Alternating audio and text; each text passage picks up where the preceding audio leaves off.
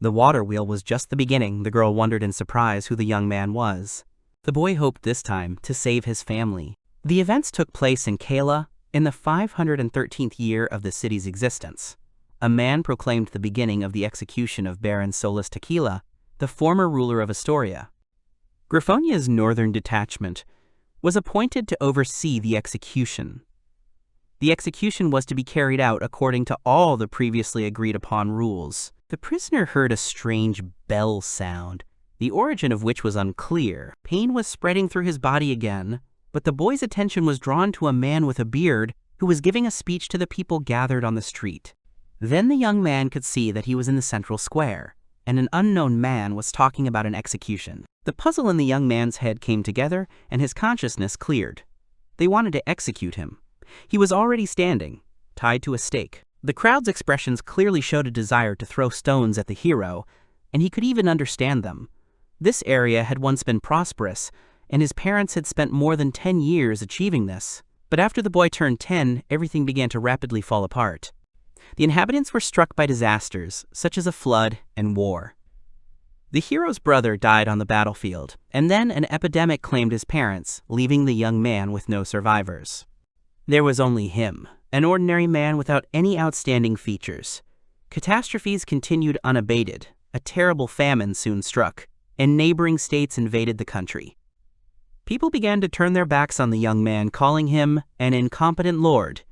The hero had no choice but to exchange his life, wealth, and everything he had for the salvation of the people. Until his deathbed, he cherished the belief that life would turn out better for all these people. The signal to begin the arson sounded, and the boy closed his eyes and began to believe that he would soon be able to reunite with his family. A clear voice rang out from the crowd, and the young man recognized the girl as Anne. He was glad she had managed to escape the estate during the attack. When she wanted to get closer to the culprit, they suddenly stopped her path by crossing her with sticks in front of her face. Anne sank helplessly to her knees, unable to help or stop the outrage. The Lord didn't want her to come near, as it was dangerous to be near. His expression tried to express gratitude to the girl for her support and the duty well performed as the family's servant. However, the former maid did not give up and declared for all to hear that she knew the truth. Solus always thought about his people, and she was not interested in the rumors of the people. Her hands were folded in prayer. She continued to sit on her knees in the middle of the street. People around her began to wonder. Unexpectedly, other girls joined her, following Anne's example and clasping their hands in prayer. They, too, knew how much the Lord had worked for them, even to the point of bringing himself to bed. During the plague, the boy had worked and helped the sick without fear of infection, and when people faced disaster for the first time, the boy was the one who stood shoulder to shoulder with them. Deep down, everyone knew it. Missouri, Rosa, and Clea continued to pray to Takahil even in such a situation. A smile played across his face. Thanks to them, he was happy even in his dire situation. So many beautiful girls had suddenly noticed him. The Lord had never felt so popular. When the boy opened his eyes, all the inhabitants of the city prayed for him. A white encircling light appeared around him, and Solus decided it might have been a hallucination due to the smoke. The Lord thanked them and apologized again for his rudeness, while a bell rang in the background. A strange voice appeared from somewhere, informing the hero that he had fulfilled the conditions for acquiring the skill. Now he would gain the magic of space and time, as well as territorial assessment skills. However, the young man wasn't overjoyed. He was outraged, as it was already too late. At that moment, it made no sense. The fire had already been lit, and it was gradually growing hot. Rulers received skills so they could bless their lands. These skills affected how good or bad a ruler or lord would be. To Solus, it increasingly seemed like some kind of joke. He screamed that his skills were no longer needed, and that his life was supposed to end at that moment. At the last moment, the hero experienced a second reincarnation of Baron Solus, and in 1493, his second son was born. The boy didn't understand where he found himself, his body didn't obey him, and something was wrong with his voice. Suddenly, he saw his palm. It dawned on the boy, since it was his hand, it meant he had become a child. If the young man understood everything correctly, then at the moment of his death he transported himself into the past using space-time magic. After reincarnation, all information about him was compiled into a book called The History of Baron Solis. Now the hero found himself once again in the body of the recently born Baron. Before his death, his soul was transferred to the infant, and the previous vessel disappeared. The young man had already tried bloodline magic, but it had failed. After his consent, the transfer of information through space and time began. He admitted the possibility that reincarnation occurred due to bloodline magic. Suddenly the hero realized everything. It had all happened thanks to people's prayers. Now he had the chance to see everyone who had been close to his parents.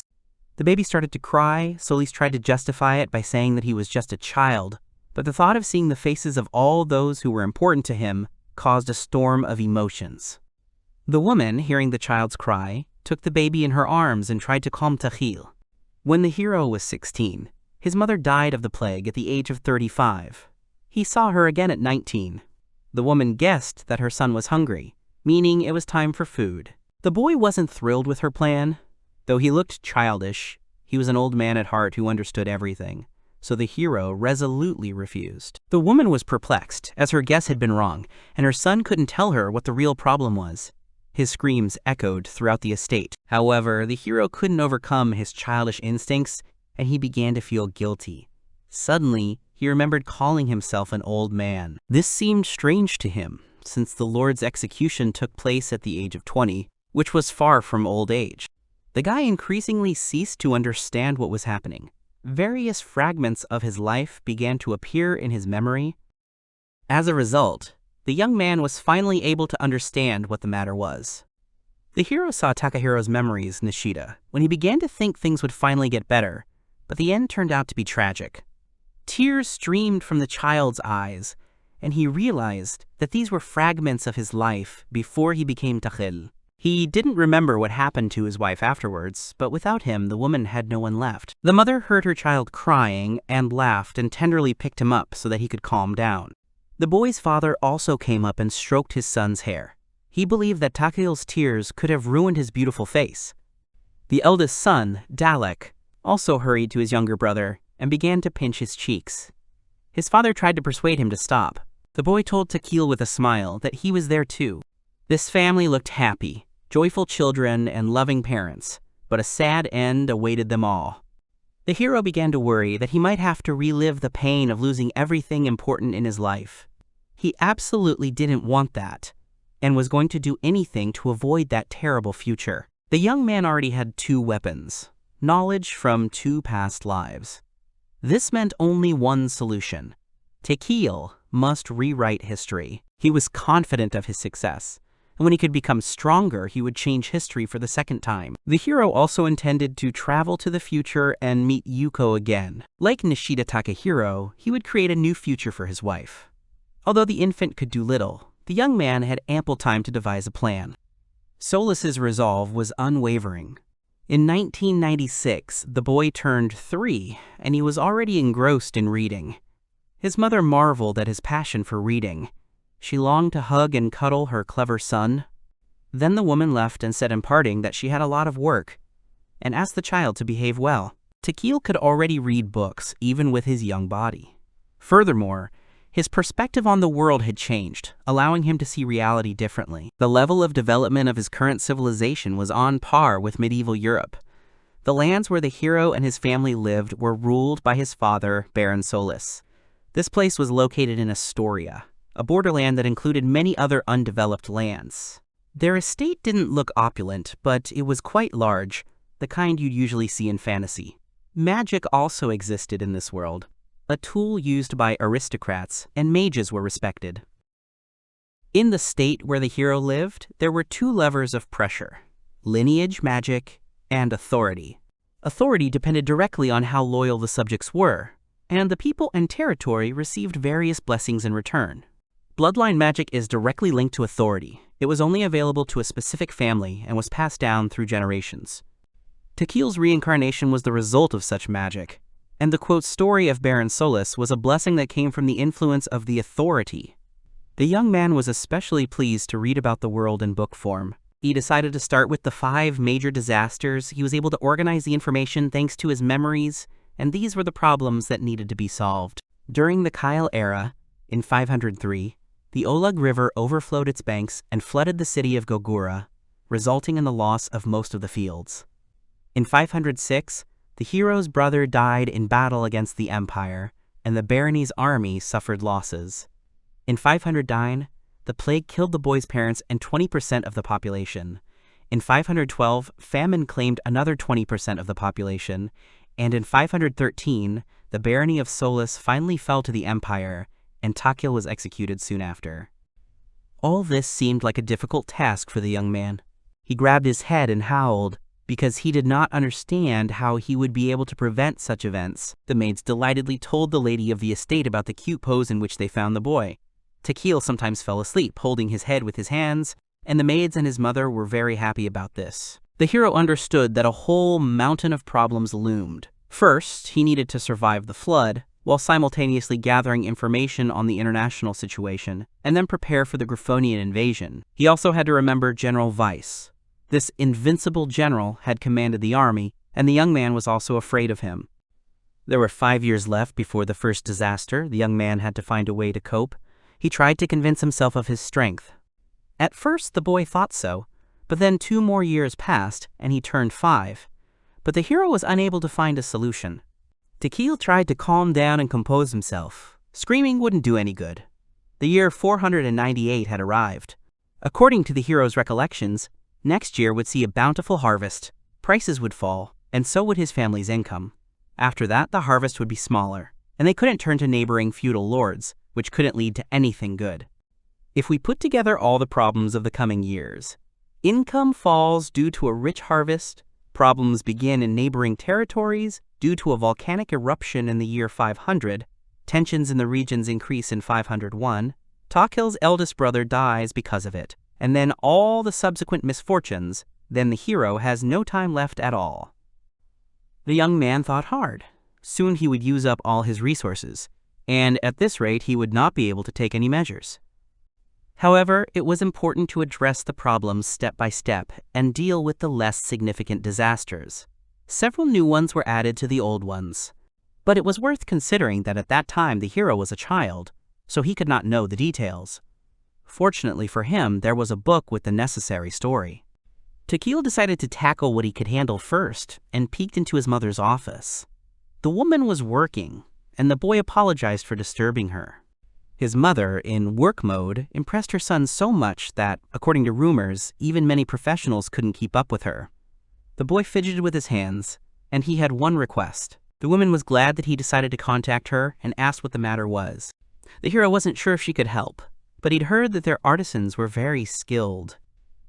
While he was explaining his thoughts to her, the mother was touched by her child's sweet appearance. The only thing the hero could do in this situation was to look at the workshops. His mother responded with a smile and arranged everything. After a while, under certain conditions, the boy would be able to go to the city. For him, this was supposed to be a lesson, because, first of all, he wanted to understand the duties of an aristocrat, and secondly, it was necessary for the maid Anne to go with him. There were a lot of people on the city street. The boy looked around and was surprised by their number. Est was the largest city in the barony of Solus, located on the southern border of the kingdom of Kyle. The city was surrounded by walls, with a large square in the center. The Takahil family mansion also stood in the city. Mines, agriculture, and trade were the cornerstone.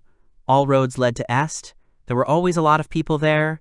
The city was always so lively. The boy looked with gusto at the plate of food behind the display case, which looked delicious. Anne called to the gentleman, and he assumed she wanted to try it too. Then Takahil noticed the people shocked by his praise. The young man realized that he might have been the cause of the fuss, even though he simply wanted to eat. The young lord and his maid bowed apologetically to the shopkeepers, then hurried away. At that moment, a crowd rushed to the tavern, drawn by the baron's own praise. Afterwards, Takahil and Anne calmly continued down the street. The girl was the daughter of the head maid of the Solus household. She was raised strictly from childhood and was trained by her father, a captain in their army. She had a natural talent for swordsmanship. No soldier, even the most experienced, could match her. She is a gorgeous maid and the strongest bodyguard. The girl was only 15 years old and she came into service only recently. Before his death, the hero saw her for the last time. In a past life, Anne served his older brother Dalek as his personal bodyguard. The fencing masters got along well, and the two often trained at the palace. After her brother's death, the maid began to look after Takahil's sister, and 3 years later, the girl died of illness. At 30, the maid had to replace her mother, who had died of the plague, and take over as head maid. Having lost 2 masters, the girl fell into a pit of depression. Suddenly, the hero realized the story had changed. Anne noticed the change in his demeanor and asked what was wrong, startling the boy. He quickly brushed her question aside and motioned for them to move on. The maid was very beautiful and steely, with red hair. However, the hero disliked being around her, because when he acted like an aristocrat, she praised him with an unpleasant expression. The girl reminded him that his parents were pleased with his good skills, because an aristocrat must behave with dignity in front of the people. The boy nicknamed her the Ice Lady, even though he himself was to blame for behaving like an aristocrat. The young man trusted Anne, but was a little afraid, even though his parents sent them together for peace of mind. He had to be more careful in the workshop. When they arrived at the workshop, Chief Gred was displeased with the visit, believing it was out of place for aristocrats. His massive figure loomed over the boy, seeming simply enormous to him. The hero introduced himself and asked to see how the workshop worked, but the master was quite unfriendly, and the uninvited guests were bothering him. Anne didn't like the man's reaction, and her expression changed. Gred instantly changed his mind and decided to let them see everything they wanted. Takahil concluded that his companion was the kind of person who could intimidate with just a glance. They continued into the workshop, where everyone was busy working. The boy greeted the workers. They could hear the foreman's stern voice scolding one of the blacksmiths for poor work.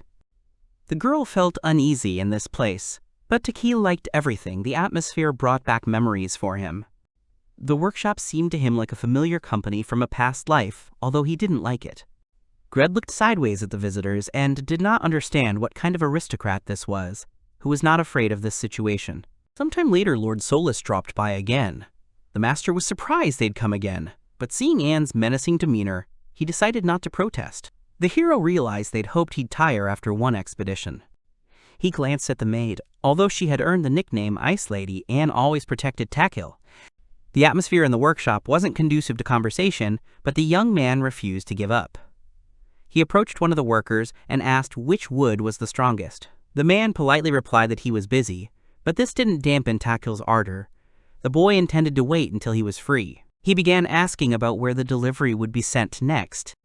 Gred watched his behavior, frowning more and more, and soon he could not stand it any longer and turned to the aristocrat. The man asked Solus if he was interested in woodworking, and the hero decided to be honest. Takahil admitted he wasn't entirely drawn to the craft, but there was something he wanted to do. It would help people understand him better. Gred asked if it had to be made of wood. The boy confidently agreed. The man looked at him briefly, and then turned around and headed back. Anne watched the scene in silence. From that moment on, the lord, accompanied by his maid, continued to enter the workshop. That conversation gave him more opportunities to interact with his boss. The boy acted more confidently with Gred, waving when they met and promising not to interfere. Gred also greeted him with a smile, and they eventually hit it off. Relations with the other artisans also improved. They explained everything quite clearly. Then the hero began to think about showing them what he'd been meaning to do for a long time. Gred looked at the piece of paper Takahil had handed him, and then asked what it was. He was unsure about the shape of the desired piece. He wanted to make it from a wood that would last longer. He asked if the craftsman had that type of wood, as he knew little about it. The man paused for thought, then called Capel so the lord could speak with him. Though the master was young, he already had considerable potential. The guy extended his hand to Solus in greeting, hoping for a successful collaboration. The boy told his parents he was setting out on a journey, and his mother and father wished him luck. After he left, his father began to worry about whether all was well, as the hero had been visiting the workshop frequently. His mother believed that if her son wanted to do this, then let him do it, even though he had been spending less time with her lately. Takahil had been hosting the craftsman for 3 months now. A lot of time had passed since his first arrival. Together with Capel, they finished making a model that was noticeably larger than a child's toy, studying various options. A few days later, the hero decided to show his creation to everyone else. He thanked his parents for their upbringing and investment in him, and then noticed another person standing next to them. The young man looked questioningly at the stranger, who understood his hint and, bowing, said that he too would like to see the project. Takahil, Smother's personal servant, considered a man of importance in their household, second only to the estate's owners themselves. The young man was only in his 20s, but he already had considerable accomplishments. He had served the woman even before she married into the Solis family, and after joining the household, the young man demonstrated his high skills. And now this man wanted to see the results of the hero's work. This was great, but it put a lot of pressure on the boy. In his past life, he had disliked the servant. When his parents were still alive, the young man asked the young man to review a couple of his proposals. Raymond reviewed them thoroughly and pointed out their flaws, which offended the young lord. The mother's personal servant was a tall, handsome, and talented man. He was popular with the girls. Even the maids stared at him. Meanwhile, Takahil himself was neither as famous nor as attractive. However, he understood that the problem was his own, and the blame for it also lay on his shoulders. At least he did find a couple of girls. Now the hero looked at him, an adult inside, and understood that, despite his slight fear, the servant could be trusted. The young man's involvement was unexpected, but a good opportunity. The boy didn't hesitate and offered to begin. He asked Anne to help him remove the covering cloth. Beneath it was a large mechanism, which the hero hoped Raymond could become a key instrument in rewriting history. Therefore, the young man had to be on his side. Takahil gave the impression of being a frightening child. That was Raymond's first impression. The boy always looked at him as if he were afraid of something. Even his speech was hesitant and halting. But somehow the hero always found allies for himself, and he skillfully dealt with the merchants and artisans who came to the estate. The boy became curious and ordered Anne, who was supposed to serve Baron Dalek's eldest son, to become Takahil's personal servant. Her task included reporting on the young master. The end results astonished Raymond. Solis drew a drawing of an invention that did not exist before, and it was not just a toy. This mechanism could save the estate's lands in the future. The boy's father didn't understand what kind of giant it was, but his mother was delighted. She asked her son what it was. The boy explained how the water wheel was made and suggested they pay attention to one detail. The wheel began to spin and sink into the water, collecting liquid. The weight of the wheel changed. This created movement. The wheel turned and raised the water until it fell back down. It distilled the liquid, and its weight kept the mechanism spinning constantly. The gears connected to it also continued to rotate. His mother was delighted with her son's invention, considering him a genius. Her eldest son Dalek was skilled at fencing, and his younger sister Krisha was a skilled player. However, her father believed the girl was simply playing due to her age. Takahil wasn't surprised by her praise, as parents always consider their children geniuses. The servant, unlike the others, didn't understand. The hero explained more briefly. With the help of such a wheel, it was possible to change the water level in the river, and also to send water to where it was needed. Moreover, the mechanism can be used to replace manual labor in some areas. The man asked how exactly this could be useful. The boy then explained that such gears could be used to make flour. This seemed like a pretty obvious method. Mr. and Mrs. Solis also noticed that this was no ordinary child's toy. Automation of production is directly linked to the economic situation of the barony's territory. All grain production was concentrated in one place. If something were to happen there, the lands would face enormous problems. Raymond had the impression that Takahil understood all of this, so the young man couldn't help but ask where the boy had acquired such knowledge. The hero had to explain that one of the countries described in the book used this device. Seeing his thoughtfulness, the boy thought that if they could use the water wheel in their territory, it would help in its development. The man increasingly began to believe that this young lord had suffered a terrible fate and was trying to avoid repeating it. His invention certainly wasn't born out of childish curiosity. Raymond even suggested that the hero might have possessed a magical ability that allowed him to see the future. Takahil carried a burden invisible to others on his shoulders. However, he was a child and his abilities were limited, and adults often did not take children seriously, so the servant took it upon himself to support the boy. The young man turned to the young master, and at that moment, the hero felt a sense of tension. But to his surprise, the servant approved of the water wheel and proceeded to adopt it, without delaying its widespread use. His parents also supported their son's idea. Now they had much work to do. The hero, blushing, thanked Raymond. Anne watched them, and this brought a smile to her face. With the support of a personal servant, production began immediately. The workshop immediately received an order for mass production of water wheels. Everything was expected to be ready in a few months. Takahil's mother and Reynard were busy preparing the area for the installation, and her father did not want to miss the opportunity to make money from this by producing flour. The first arrow that would change the future was fired. Step by step, the hero intended to overcome all 5 disasters. Some time passed, there was still a small gap before the big harvest. The hero sat at a table full of various dishes. He certainly couldn't play with such food. The introduction of water wheels proceeded without incident, and then the development of new farmland began, along with the construction of water mills. However, the hero had one more thing to do. When the harvest is bountiful and prices fall, the baron will need to buy more wheat, which can be considered a kind of preparation. This provides an excellent opportunity to buy low and sell high, prepping for the future. This required a good reason, and therefore the need to make a new product. The only food made from wheat that could be stored for a long time was noodles, and that is what the hero decided to produce. He peered into the Solis kitchen and greeted the head chef, Miguel. The man looked stern and wasn't particularly pleased to see the young man again. Miguel was a comrade of Father Takahil's, and under wartime conditions, he managed to prepare delicious dishes from a limited selection of ingredients. After the war, he accepted Baron Solis's offer to become a chef. He was quite close to the boy's father, so he allowed himself some freedom in his conversation. He was interested in the young man's business this time. The hero showed him the ingredients and said he wanted to make a long-lasting meal from them. The cook looked and saw a strange mixture of flour, water, and salt. The hero explained that from now on they would have plenty of flour. The man silently looked at the noodles, and the young man dreamed. If everything went according to his plan, then they could be used on the battlefield. Miguel is a professional cook and cooks food used in combat. With his help, the chances of success were greatly increased. The hero knew that he couldn't achieve anything on his own. If he wanted to change the future, he needed the help of his comrades and professionals. From that moment on, trial and error began, with Takahil and Miguel trying out different recipes. The boy promised his parents that no ingredients would be wasted, so he had to reuse all the unsuccessful experiments for breakfast, lunch, and dinner. And after some time of suffering, everything finally worked out as planned.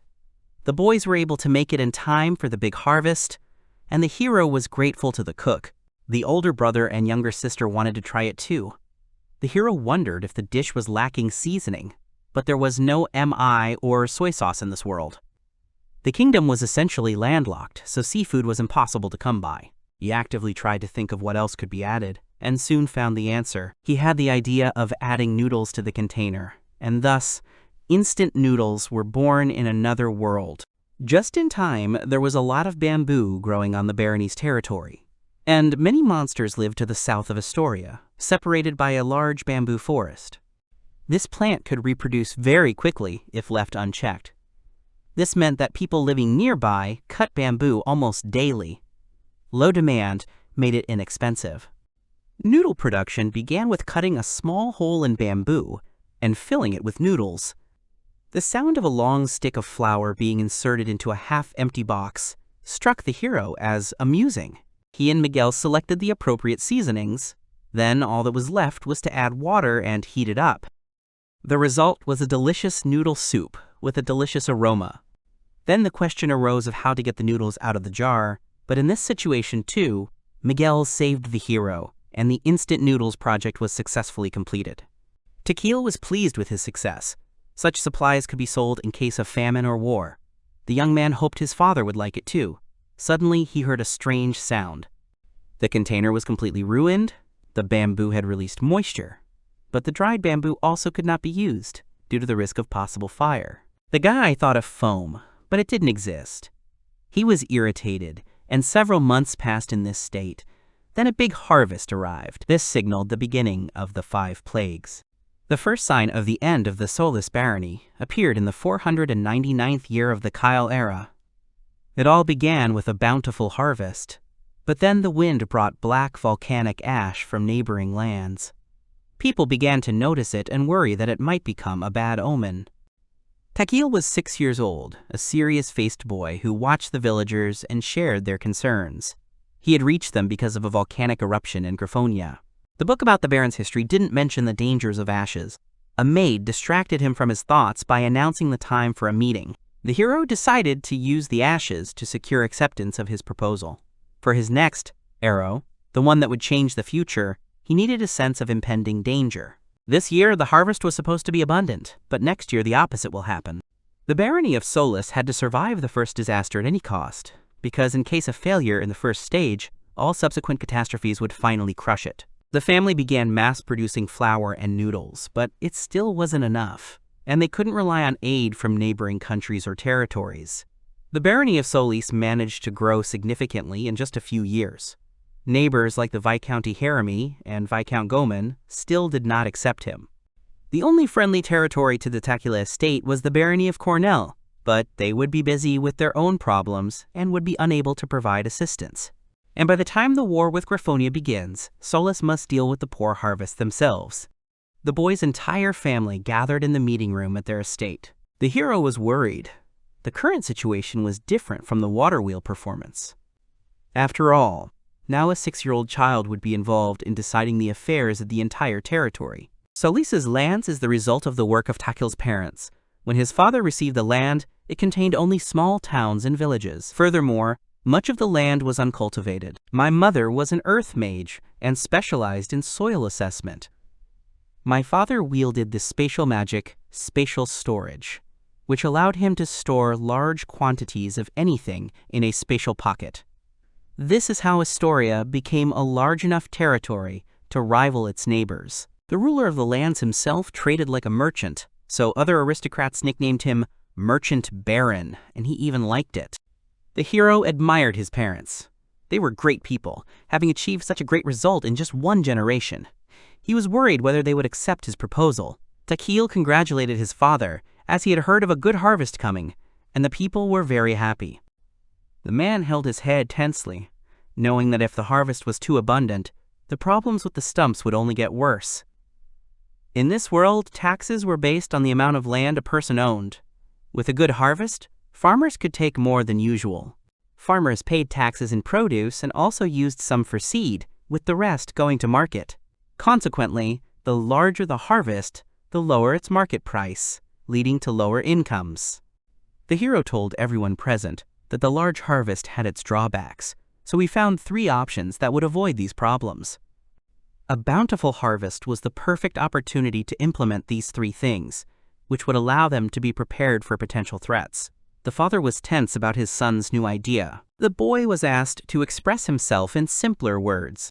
The first concerned food. If the market price of wheat fell, it would create an excellent opportunity to produce non-perishable food for sale when the price rose again, and demonstrated a bamboo container of instant noodles, currently in development, which could then be used on the battlefield. They could also pay farmers, who earned little, for producing noodles. The hero thought the beginning was good, and they listened to him attentively. The second proposal was to build a barn in case of a poor harvest. Solis will buy some of the farm produce at the normal price, as before the decline. This will reduce the amount of harvest available on the market, which will moderate the price somewhat and also allow the farmers to make some money. Raymond found the idea interesting. Farmers would receive the same amount of money, and in case of a bad harvest, they would get it back. The man added that this would make the people more noble to the Baron, increasing their loyalty. The hero was delighted by the servant's support. Then came the final part. The third thing Takahil wanted to talk about, and the most important, was that the appearance of ash indicated that a major eruption could have occurred. He had read about this in books. The father guessed what he was getting at. A major eruption could also damage the harvest, so the hero considered it necessary to buy grain at a low price. This would be an excellent opportunity to prepare for a food shortage. The young man boldly expressed his concerns about food shortages in the future. He couldn't say outright that he already knew everything for sure. However, even if the harvest didn't fail, Takahil believed it was worth at least taking a risk. It was his only chance to convince the others. The boy insisted that they believe him. Unexpectedly for him, the woman hugged her son from behind and praised him. She thanked him for thinking deeply about the situation and asked him to leave everything to the adults from now on. The father clarified that from now on they were expecting a change of plans, so the meeting was ended. The hero felt joy because he was finally able to achieve something, because before he was always losing to himself. All he did in his past life was run until it was too late. He felt inferior to his brother and parents, or perhaps the young man was simply afraid to give it his all. Now he realized he should have done this earlier, but in the end, the family died, and the boy thought he would never see them again. However, the whole situation also affected Takahiro, Nishida. The hero lived the life of an ordinary office worker. He had no children, but he devoted his life to his wife. He grew up unable to look people in the eye, perhaps due to the bullying he endured at school. Consequently, Nishida was unable to express himself. His ideas were often appropriated by his colleagues, and ultimately he became a recluse, who only sat at home and read books. His wife Yuko, the hero's wife of 20 years, threw herself into her work, ruining their income. She believed in her husband and supported him, so she took on the responsibility of earning money. But one day, she collapsed from overwork and stress. At that moment, the hero felt self-hatred and realized the position he had put his wife in. When she emerged from her coma, Nishida took on any job, their income stabilized, and he saw a bright smile on Yuko's face. But now he continued to work himself to the point of exhaustion, which led to his death shortly thereafter, leaving his wife alone. Nishida and Takahil walked along the same path. The hero tried to take a step forward, and therefore only ran back until he found himself on a cliff with no way forward. But he now has the opportunity to create a future that was missed. Little by little, step by step, the hero will be able to change it. In the autumn of 1999, the harvest season was about to begin. And now harvest time has arrived. The wheat in this world took longer to ripen than in the hero's world. At first, the farmers should have been delighted with the abundant harvest. But this only led to a drop in market prices. So Lys's mother, Anne Raymond, took the first step and issued a decree to build a barn to appease the farmers. By this time, the buildings were already under construction, and the parents had likely already had a similar idea, so they readily believed the boy and went ahead. As soon as grain prices fell sharply, the woman and her servant made their move. Grain was bought at the old market price, and the free-growing ears of grain in the area helped with noodle production. The Solis family paid farmers with a small income, and they mass-produced it. Meanwhile, his father simply watched, but soon realized he could make money and couldn't wait for the opportunity. The time came, and the man's eyes lit up as if he were floating with excitement. This meant a demonstration of his spatial magic was about to begin. Baron Solis decided to buy wheat cheaply from neighboring territories without mentioning his name. Takahil suspected he might do this. The man later used the wheat to make noodles. The hero's father was confident in his plan and even promised to pay his son 10% of the profits. The young man liked the idea and was grateful. He was so happy that he repeated the scene from his favorite novel and ran his finger along the man's lip, winking. The father was shocked by this behavior. This was the kind of thing blue-haired maids were supposed to do. Having played his prank, the boy ran away. The Baron was delighted by the price changes in the neighboring territories. The man seemed to live in another world, perpetually happy. Perhaps this was how a lord was supposed to be. The hero had no doubt about it. Solis did all this for the prosperity of his lands, so he often had to go outside the city. For the boy, it sounded interesting. This became the perfect opportunity to release the third arrow. The hero expressed his desire to watch the barn being built to his parents. However, they were refused, as it was not a place for the lord's son, and besides, he was only 6 years old. But the boy insisted and begged because he really wanted to go. His mother and father did not understand why he needed this. The young man then reminded them that he had been the one who proposed building the barns, and he was unaware of the people's attitude toward these measures. He would have to be a worthy assistant to his brother in the future, so he wanted to hear the people's voices firsthand. Father sighed with displeasure, still unable to understand such a rapid zeal. The farmers might have thought their lord was planning to profit from them. However, Takahil insisted on seeing the construction of the barn with his own eyes. It sounded like the perfect reason to him. He sounded like an adult, completely disguised. Mom thought for a moment, and then asked if that was the reason, which greatly surprised her son. For the hero, this seemed reason enough. There was a wounded smile on the woman's face, as if she wanted to hear something specific. Takahil blurted out that he wanted to see the world outside, to look at Astoria, because it was unfair for him to sit at home all the time. Then he caught himself, having accidentally blurted everything out, despite his 70-year-old age at heart. He received a chuckle in response. His lack of restraint seemed more like the truth to his parents. His mother only allowed him to go out of town with Raymond. Safety came first. His father was outraged by her decision.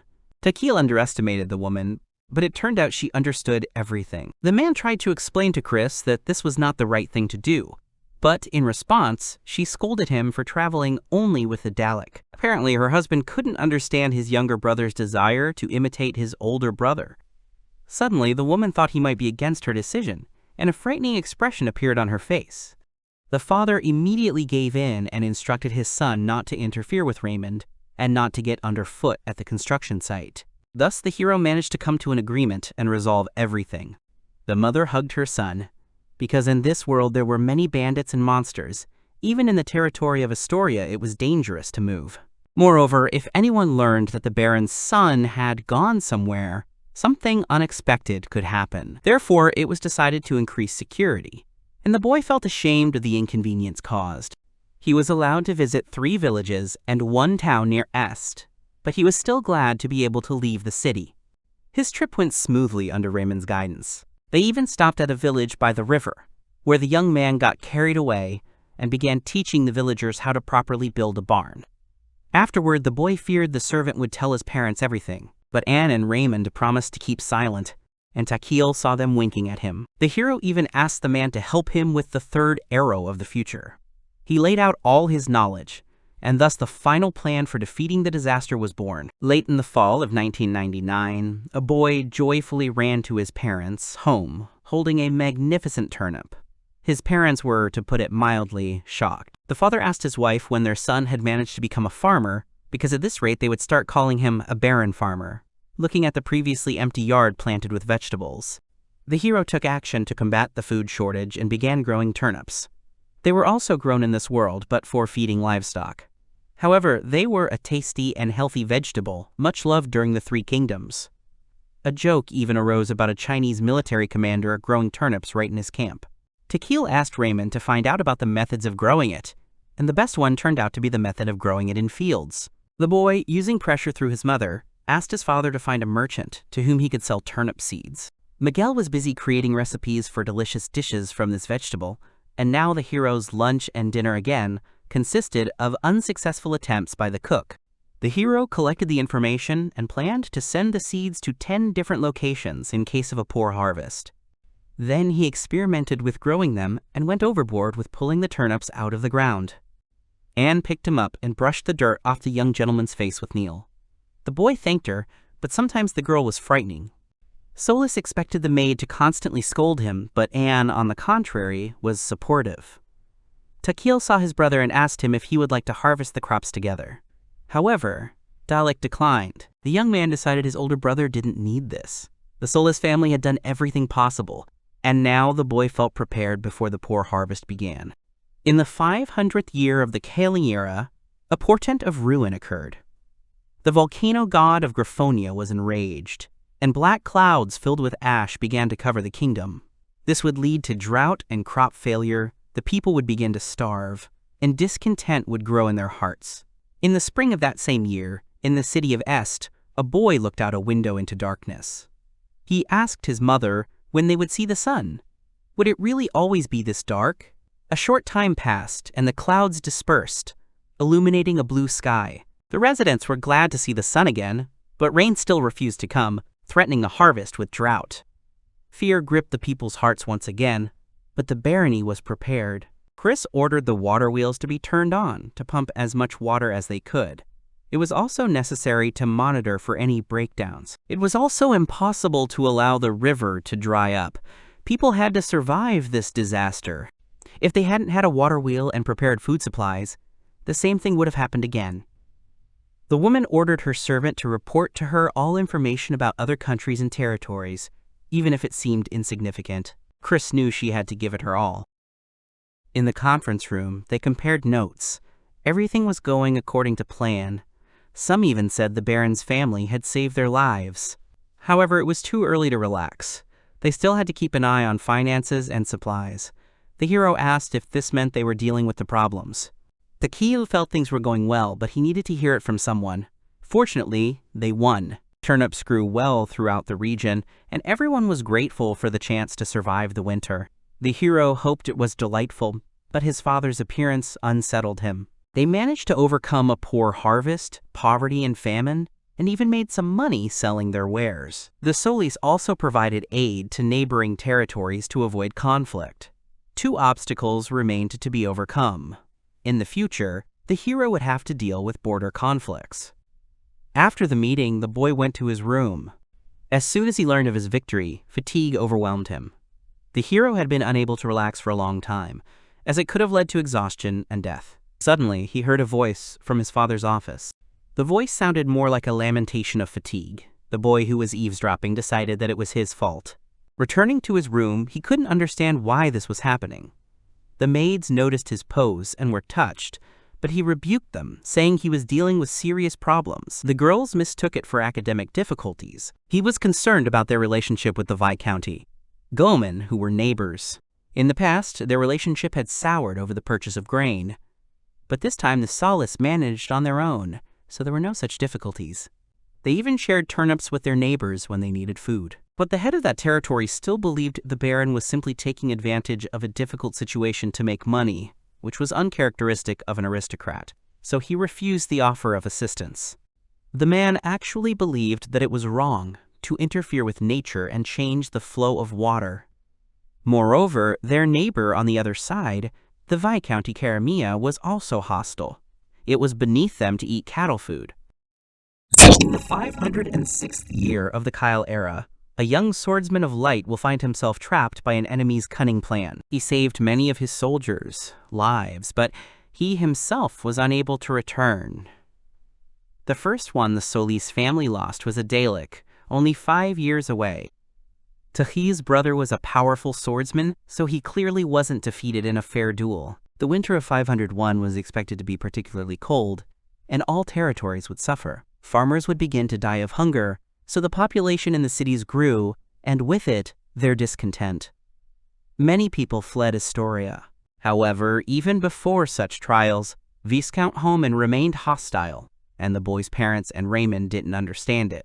The hero even considered finishing off his neighbor like an insect. A month later, Takahil heard talk of a large number of refugees.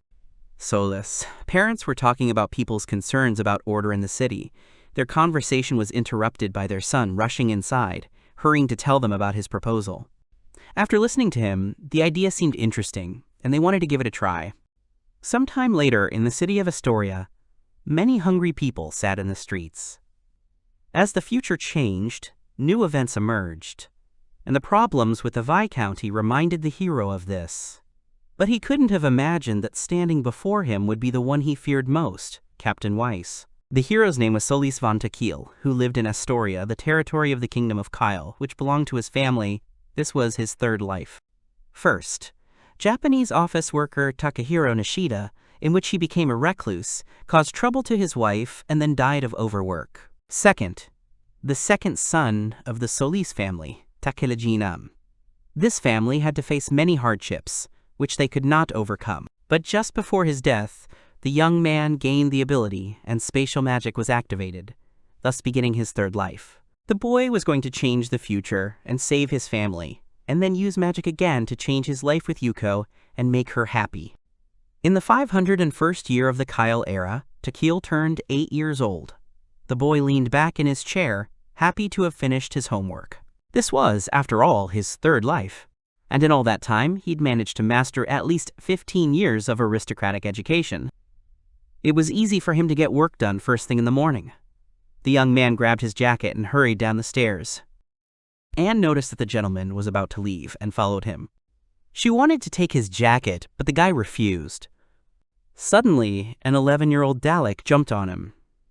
It was asking his brother if he had finished his homework. Dalek playfully said that the younger one was good at everything, so he jokingly asked him to leave something for him too. The hero, looking at him, knew that despite his words, the young man would only demonstrate his talent with a sword at 13.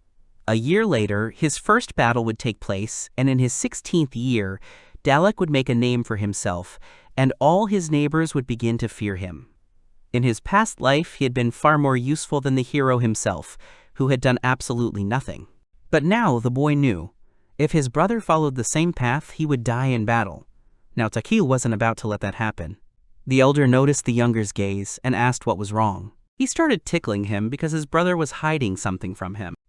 Takahil broke free and ran on about his business, promising to bring Dalek something tasty on the way home. The hero and his maid arrived at a refugee camp in the city of Est. The boy noticed that the atmosphere had become calmer. Last year, the southern part of the kingdom suffered from a massive ash plume caused by a volcanic eruption in Griffonia.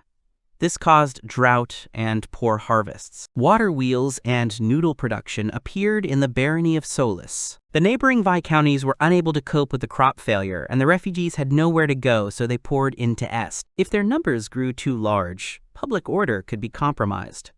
Astoria couldn't abandon those in need, so the hero fired a fourth arrow.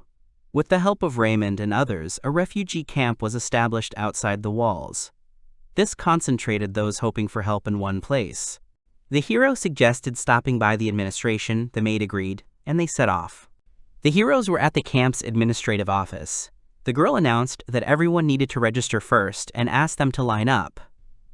Administrator Claire informed them that they would fill out everyone's information: name, gender, whether they were in a relationship, and their previous occupation. The girl began recording one of the heroes. She asked him where he came from, and he replied, "From a village east of Astoria." Finally, she finished with the registration.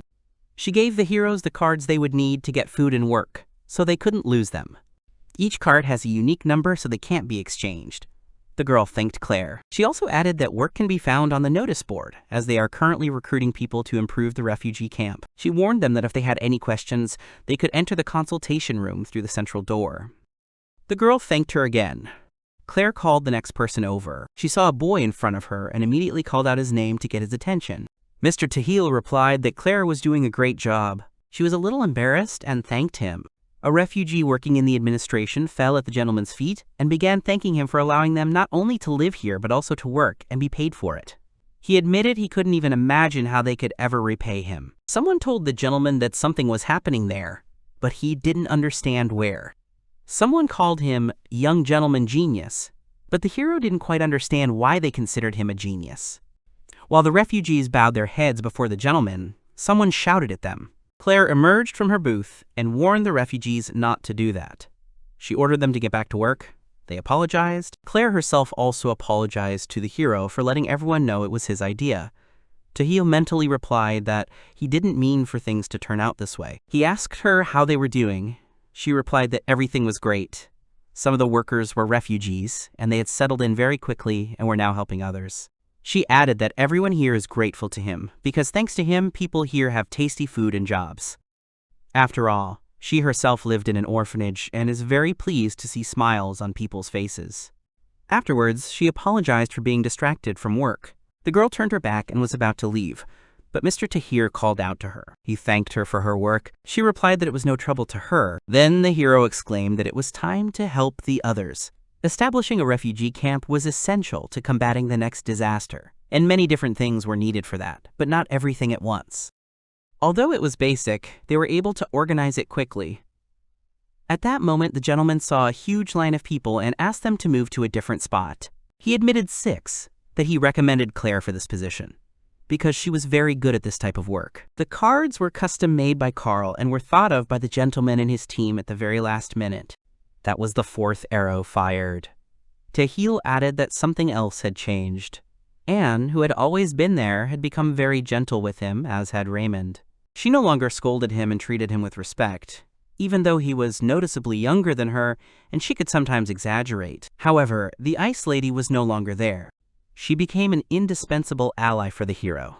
In principle, everything was going according to plan and very smoothly, but recently they received messages from Victorianism Gomen with a request to send the refugees back. Many refugees have fled from Horami and Gomen. The heroes don't care where they're fleeing from, but now that they've received a written request, they won't be able to provide jobs, shelter, or food to the people of Gomen.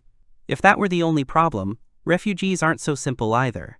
Many people don't tell the truth. Some may hide the fact that they moved from Gomen, and it's practically impossible to verify this. There's simply no other choice.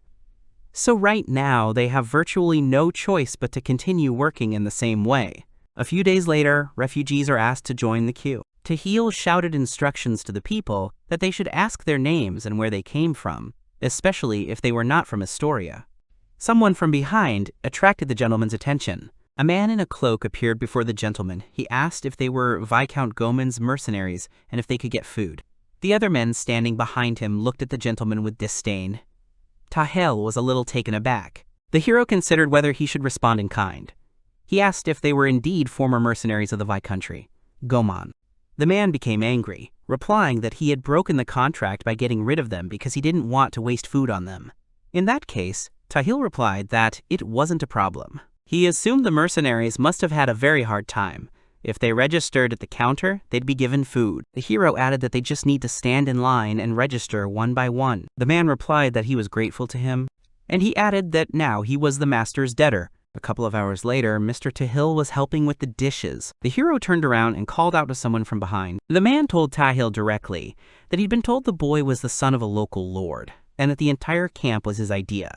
The hero replied that it wasn't surprising he hadn't realized it from the start, since people were always angry at him for not looking like an aristocrat. The boy's answer surprised the man. He immediately fell at his feet and began to apologize for showing due politeness. He added that this whole system seemed amazing to him. Finally, he introduced himself. His name was Weiss Schwarzfock.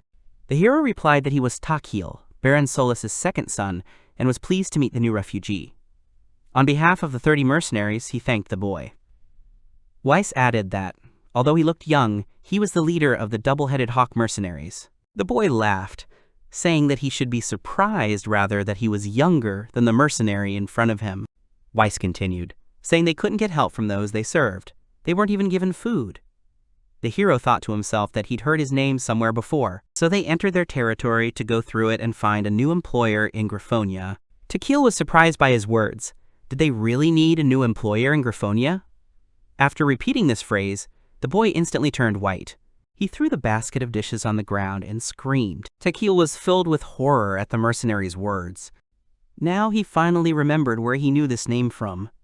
The double-headed hawk of the Griffon Empire, the commander of the Northern Army, Weiss.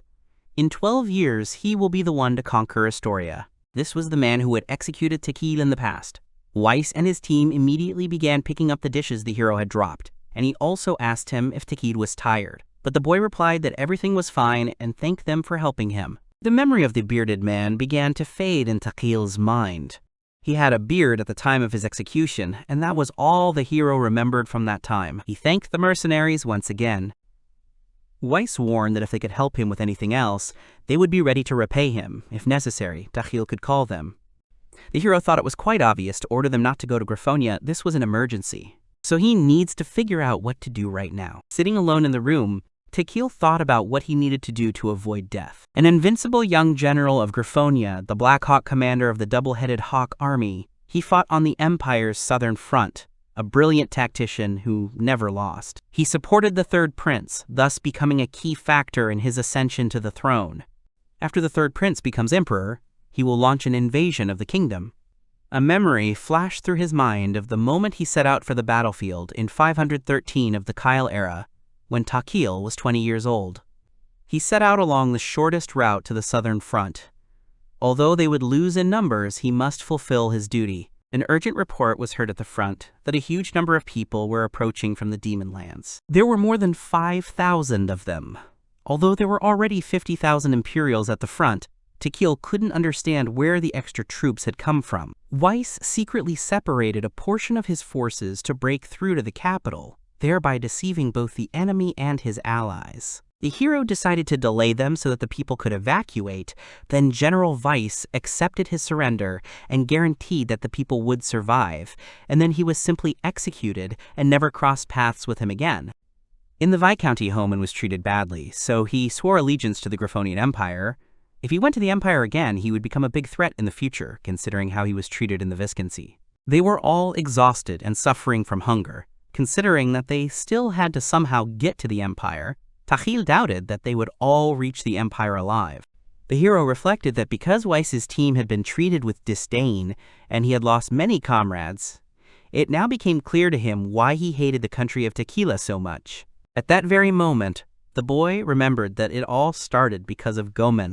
It is Goman who hinders the hero in his activities, because a true aristocrat will not profit from the poverty of the country. The boy dismissed the thought. The hero decided that if Goman had treated the mercenaries normally, the country could have fought back. Now he had to figure out how he could stop it now, on his own. With their country's income, they could hire mercenaries. But right now, they're not at war, so they have no need to hire so many people. Then Takahil decided that he could become a prophet and answer that a war would soon begin and we needed mercenaries, but Weiss simply would not believe him. Nothing else comes to mind. He needs to cling to something. Until the mercenaries left the city, Takahil decided there was only one chance. He can take advantage of his baby face. Takahil will have to befriend Weiss somewhere in a refugee camp. From that day on, he decided to drop in on the mercenaries under the pretext of checking out the refugee camp. Takahil and Anne kept an eye on the refugees. The boy watched them practice. They were already finishing up at that moment. Putting the sword back into its sheath, Weiss asked what the local lord's son was doing in such a place. The hero greeted Weiss. Takahil convinced him that his parents were okay with his presence among the refugees. He didn't mention, however, that he was allowed to help at the reception desk instead of sitting there. Anne pretended not to hear. Takahil added that he could learn a lot by observing them. Weiss responded that he was praising him too much. The boy jumped off the box and said he'd read something in a book and wanted to ask the general about it. He was interested.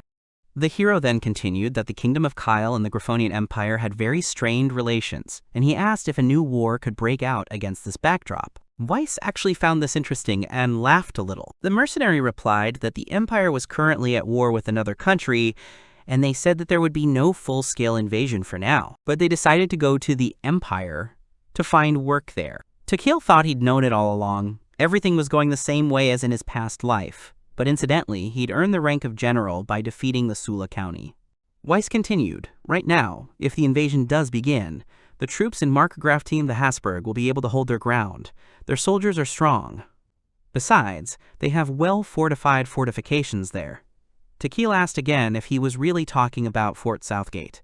Weiss replied that it was true that it would take quite a lot of people to break through the Younggate Fort. In its current state, he certainly wouldn't risk attacking the kingdom. Even if the Margraviate is breached, they will be met by other powerful lords. The Order of Imperial Knights currently numbers approximately 30,000 cavalrymen, considered the strongest warriors in the kingdom of Tequila. Besides, how many supplies would it take to break through so many fortifications? Weiss thought it was too risky. The boy was delighted, replying that the mercenary had given him hope. But then Takahil offered him another option. Taking a stick from the ground, he began to draw in front of Weiss's feet. He began to explain that here in front of him were the mountains that were on the border, and on the other side was the Southern Gate Fort. Anne watched the gentleman with interest. Takahil also drew the road to the capital, but it is difficult to move along it because other aristocrats may interfere. But it is possible to avoid the battle with the Margraviate. If we outflank them, the troops will turn left and split. Then we can pass through the Viscounty of Hyarimi. Weiss couldn't believe his eyes. Takahil concluded that it was possible to attack Astoria without having to fight any serious opponents. And the journey from there to the capital was quick. The mercenary looked at the boy's diagram with particular surprise. The hero added that he just thought about it when he read the book. That's why he's worried this place could turn into a battlefield. Weiss kept his furious gaze fixed on the boy. The hero thought to himself that he didn't want him to be afraid of him. Then Weiss asked him how he'd come up with that idea. He replied that he thought that would be the easiest way. The mercenary began to think out loud that this was a rather interesting plan, but there were several problems. First, a fairly large army would be needed. Second, this would leave demon territory behind. And third, Imperial soldiers know that setting foot on demon soil is taboo. Fourth, the roads there are in poor condition, making it difficult to continue the supply route. Fifth, we'll have to somehow coordinate with the main army, but the distance is too great.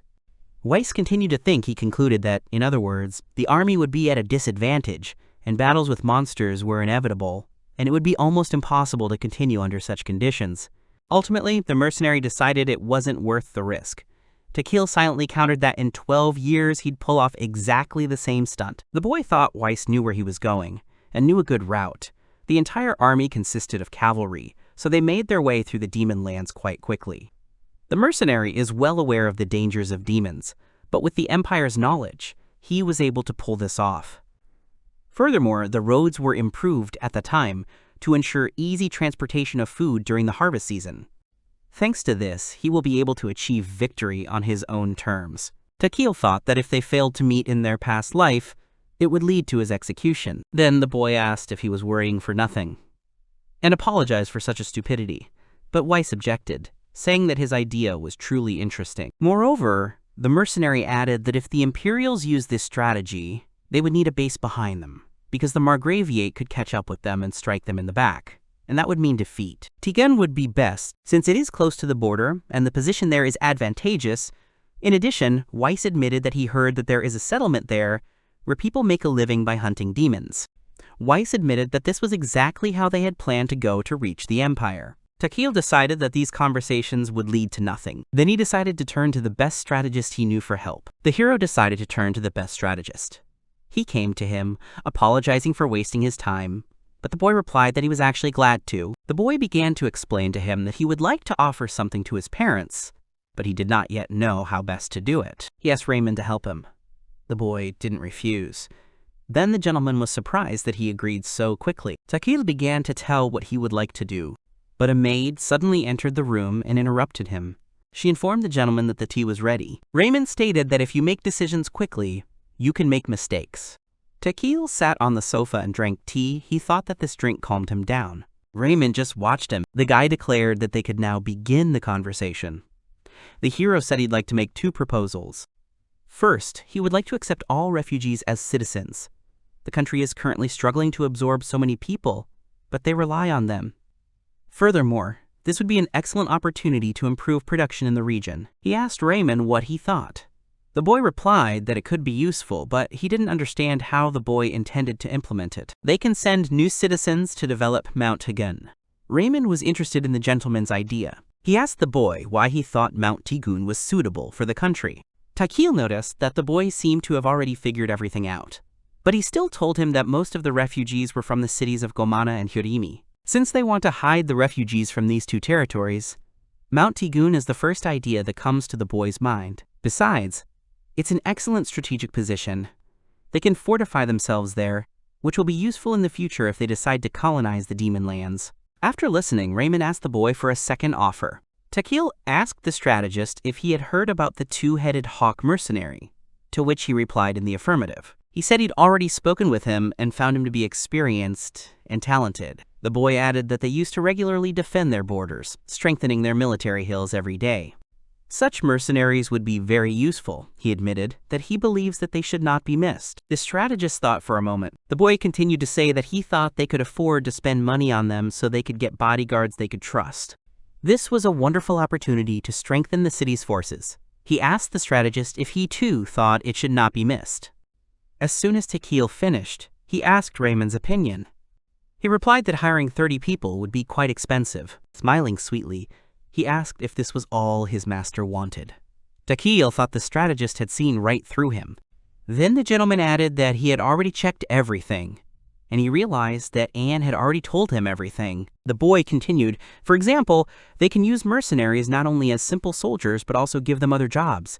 They can earn money in other ways. He would also like Weiss to train him. Since Takahil trusts him, as the mercenary is an excellent tactician and swordsman, he wants Weiss to become his teacher. Raymond wasn't opposed to the gentleman's ideas. He replied that they needed to start with the simplest. The strategist suggested that they could try to come to an agreement regarding the first proposal, but it is too early to arrange for Weiss to be a teacher, since first it is necessary to make sure that he can be trusted. By the way, Raymond asked the gentleman what he was going to do next. Takahil replied that he intended to support his brother as the next heir. He himself would manage the economy in the new lands, and Mount Tigun would become a new fortress. For the sake of his city's future, he had no intention of giving up those territories to anyone. Raymond understood him and replied that he could leave the rest to him. The next day, in the boardroom, Lord announced that Raymond had already told him everything, and he asked if Takahil couldn't sit still. Luckily, they have some extra money, but it would require too much. They might not even get back 10% of what they spent. He asked Takahil if he was absolutely sure about that. The lady assured him that they should trust Takahil's decisions. She reminded him that, thanks to the Lord, they were in an advantageous position when the disaster struck. The Lord then replied that he did not wish to provoke the Viscounts any further. The lady answered him seriously that politics were only the Lord's problems and should not concern Takahil. She continued to press the point that a lord should care about the lives of ordinary people, and besides, this was a great chance to gain resources. Takahil silently thought he felt sorry for his father, since his mother was keeping him under her control. The Lord agreed to leave it to Takahil and Raymond. They were both delighted. But when it comes to governing the new lands, they want to wait until the boy is 15. And fencing should also be put on hold for now. The hero was a little upset. His father is willing to give him 50 gold coins to use as a thank you for his achievements, but he points out that ordinary people can earn no more than 2 over the course of several years, so the gentleman should spend them wisely. Takahil was very surprised by the amount of 50 gold coins. The boy thought that this was a huge amount. For a child, this money would go towards the next arrow. He's sorry the fencing didn't work out, but he believes Raymond can keep them in the city, so he'll have to wait a while. Suddenly, a voice was heard asking for forgiveness. Takahil turned around and saw his brother Dalek next to him. He apologized for interrupting their meeting. The eldest son said that he would also like to say something. The Lord replied that for some reason, he had a bad feeling. Suddenly, the Dalek announced that he wanted to learn how to use a sword. He asked his father to allow him and Takahil to learn swordsmanship from Lord Weiss. The hero cannot imagine that help came to him from where he did not expect it. The Lord wasn't pleased with his eldest son's idea. He asked him if he really wanted a mercenary to be his teacher. The Dalek stood confidently. Then his father asked him what had suddenly come over him. The whole family stood watching the confrontation between the Lord and the Dalek. The father asked his son to explain in more detail, and he agreed. Then he began to explain that there are 9 levels of swordsmanship that determine the level of swordsmanship.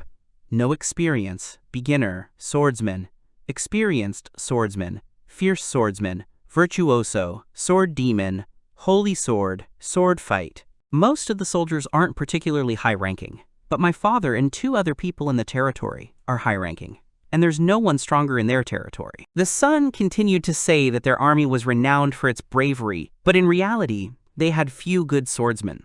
The father confirmed this information. 2 other people besides the Lord have been knighted and rule their own settlements, so the Dalek will not be able to train with them. The younger son was surprised how his brother learned this information. His brother had already started practicing fencing at this time. Despite the fact that he had only started recently, he had already reached the 3rd rank from the bottom. His skills were no longer so different from those of adults. In his past life, he attained the rank of Sword Saint and was recognized by many important people in the kingdom. His sword's magic was unique and rare, even within the kingdom. Takahil wondered whether his brother had really started fencing then or 3 years earlier. The father agreed that since his son was not satisfied with his current instructor, he would ask Raymond to resolve the issue. After all, he knows another good instructor.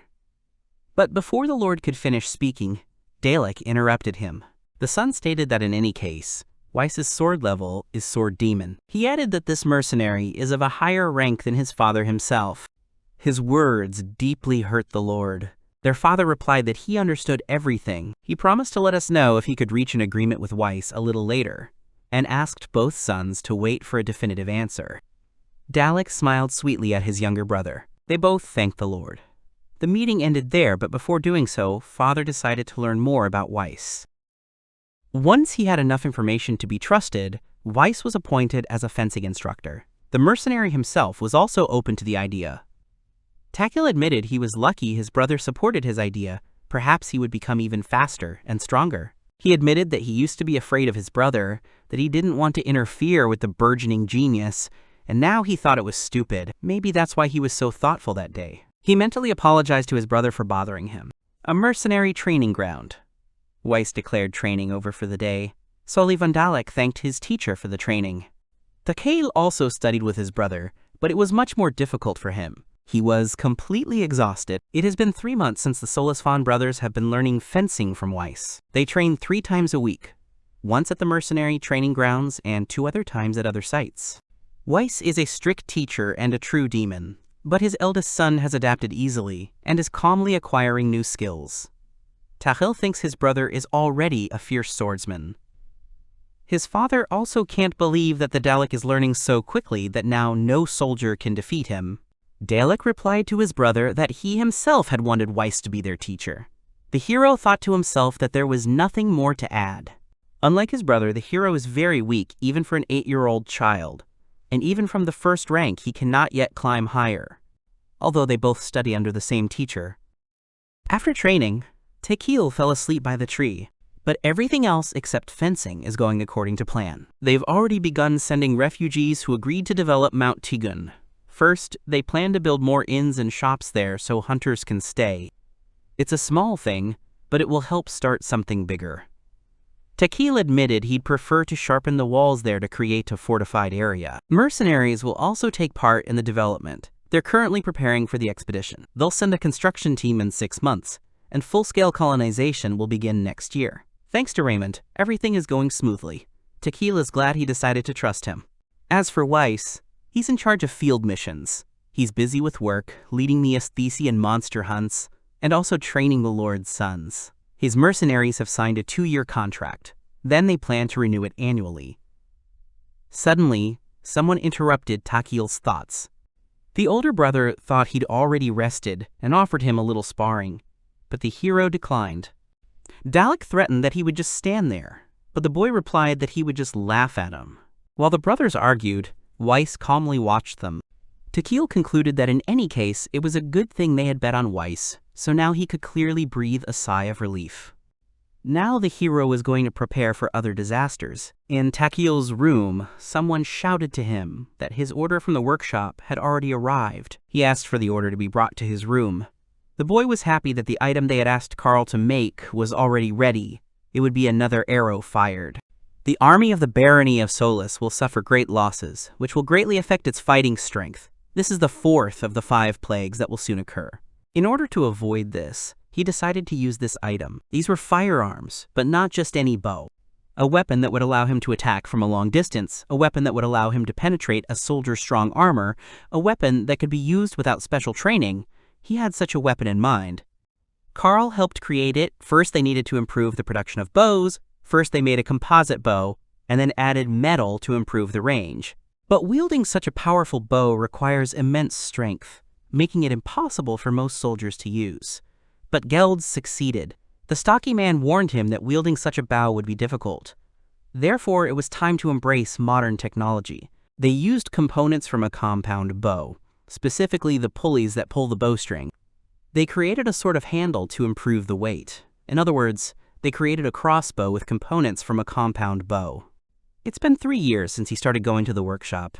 While the workshop was busy with water wheels, he was developing a prototype, but nothing really came of it because he didn't know where to attach everything. But the desire to protect your family is stronger. Takahil admitted that if it weren't for these feelings, he would have given up. He invested gold coins given to him by his father into this, which allowed him to find better materials and improve the design. And finally, the prototype is ready straight from the workshop. He took a huge crossbow out of the box. A powerful weapon that doesn't require much training, a beautiful and powerful crossbow, but so far they've only made one. Crossbows existed in this world before, but nothing like this. They're not used as often here, perhaps because they're slower than bows in terms of rate of fire. Even in this history, crossbows have their weaknesses. When firearms first appeared in Japan, an eternal debate arose. Which was better, Japanese bows or firearms? In the Middle Ages, there was a similar debate. Which was better, a crossbow or a bow? In the Kingdom of Kyle, they also use bows, but it requires proper training. But in the barony, many soldiers work not only in the army, but with crossbows, all you have to do is aim and pull the trigger. Takahil also asked Raymond not to reveal details about the crossbow to anyone. The boy was ready to fire another arrow. 2 days later, at the mercenary training grounds, Takahil met with his teacher. Weiss greeted the young gentleman. The mercenary looked at the object in the boy's hands and asked what he had with him. Anne replied that she had helped carry it. Takahil began to open his package, explaining that he simply wanted to show him something and get his opinion. Weiss looked at the device in front of him in surprise. The gentleman began to explain that this was an unusual crossbow. It was a new model with special details, improved by artisans. Weiss immediately realized that it was a crossbow. It was rarely used in the kingdom, but he easily guessed. But given the expression on his face, he also perfectly understands all the weaknesses of the crossbow. Takahil happily asked Weiss to try it out to hear his opinion. Weiss picked up the crossbow and began to aim. With all his skill, he aimed the crossbow in the right direction. The other heroes watched his actions with anticipation. As soon as he pulled the trigger, the arrow quickly flew out. Dalek and Weiss were amazed by the speed of the weapon. Weiss ran up to the target and turned around. Takahil looked at him in bewilderment. The mercenary ran up to the child, grabbed him by the shoulders, and began shouting loudly that if there were any more crossbows, they needed them urgently. He would like to equip all the mercenaries with these crossbows. Takahil admitted he wanted to tell his father after he heard the mercenary's opinion. He explained that this was the only completed prototype. Weiss apologized for reacting too emotionally. Weiss admitted he was amazed at how powerful this weapon was. Such an arrow could pierce any armor, even that of the best Griffonian cavalry. He added that the boy could tell his father that he was ready to buy such crossbows. After this, Takahil was attacked by his older brother, who began begging him to let him shoot. The hero readily agreed.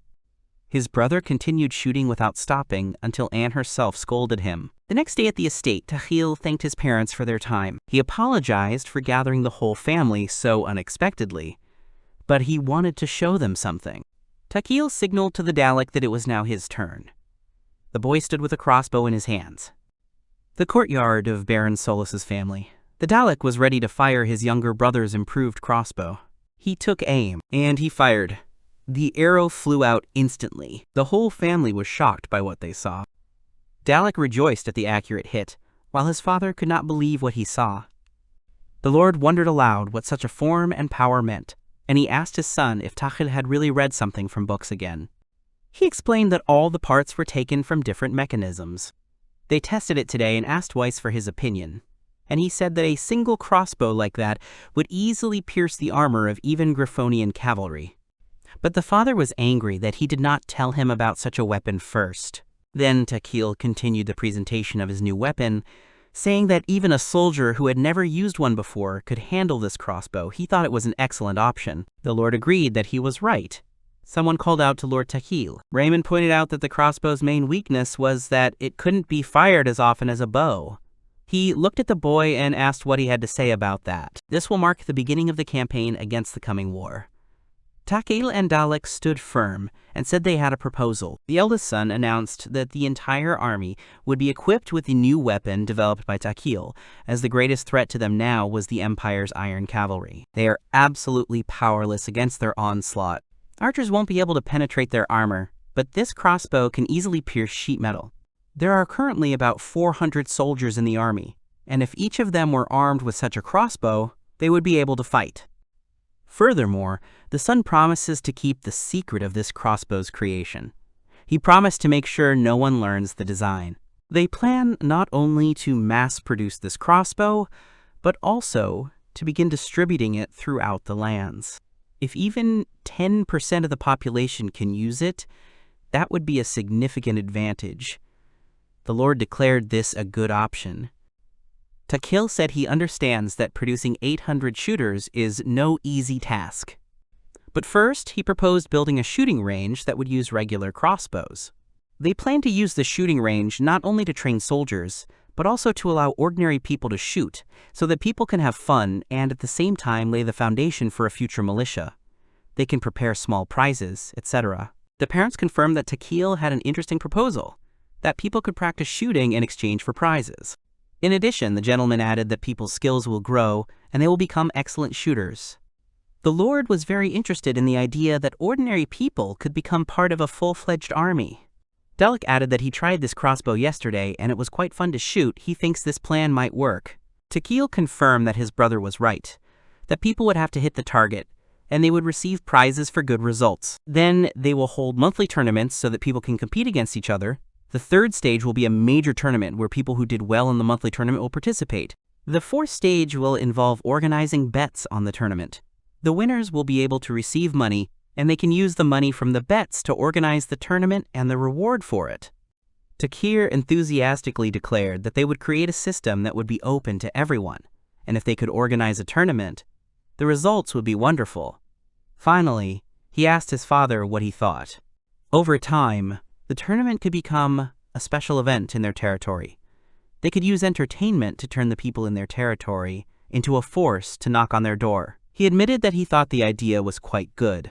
The hero thought to himself that the blood of a merchant had finally begun to play in his father, who began to think that they could make money with the help of his idea. But at the same time, he remembered he hadn't answered the servant's question.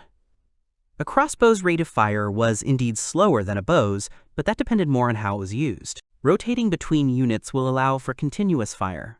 When a soldier fires, he steps back, creating a pattern like this: fire, readiness, reload. Historically, Oda Nobunaga used this tactic.